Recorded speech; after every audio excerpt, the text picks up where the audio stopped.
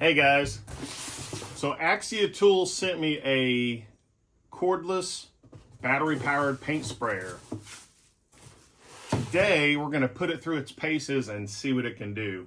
I'm really excited about using this. For 5 or 6 years I've had a different corded paint sprayer, so the cord always gets in the way. So we'll try. I've never used a battery-powered one. Let's see what happens. Thanks for joining me. There's a link in description if you're interested in getting one of these yourself. Thanks. So let's see what's in the box. This looks like the main unit.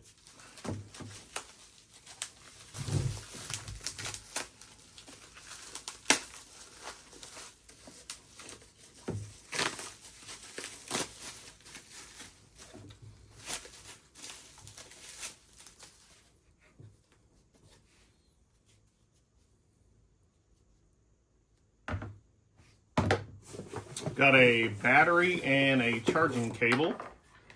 It's kind of interesting. The battery charger just fits in like that.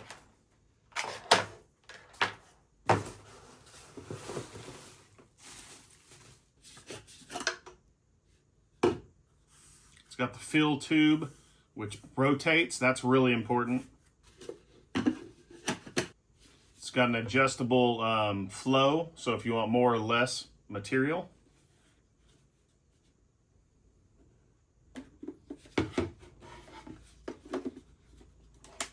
Just like that, you hear it lock into place. Different spray patterns on here. So your vertical, if you're going up and down, you would have the tip adjusted to that. And if you're going horizontal, you'd have the tip adjusted like that. And after reading the instructions, with a clear coat, it says you don't have to thin it. Usually what you do in the run out test, it gives you a certain amount of seconds. So if you pour paint in here, so if latex paint takes 45 to 50 seconds to run out here. So you time it and that lets you know if you need to thin it out or not. But it says for clear sealer, I'm going to use polyacrylic, that you're not supposed to, you don't have to use this. So we won't be using this. Most of the time when I spray, it's for clear coat. So today we're going to spray a dog bed I just built yesterday. So let's add some polyacrylic and let's go.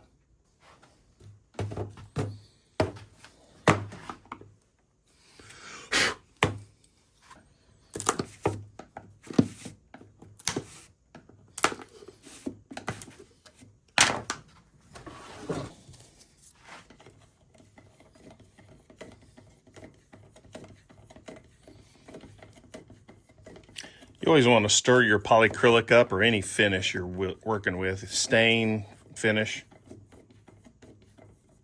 And then what I do is I use a paint strainer, because this actually, your finishes will clump up in the can. If it's brand new, usually I don't have to, but I do anyway. But as this finish ages, you get clumps. So you want to strain it, otherwise you're going to clog your gun up, your paint sprayer up. And I've got 2 partial cans of polyacrylic.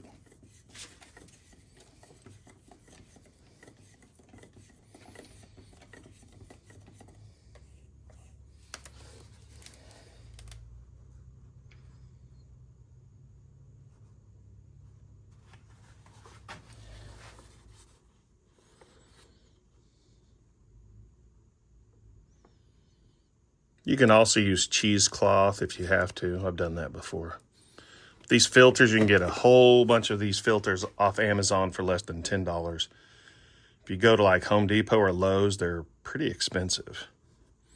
So if you plan on doing this for a while, I would spend the $10. All right, not a lot of lumps in that batch. So let's screw this on.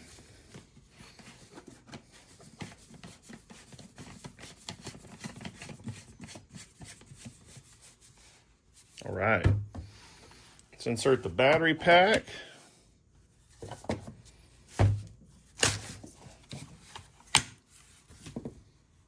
let's go test it out. Let me grab a mask. I always wear a respirator when I'm painting.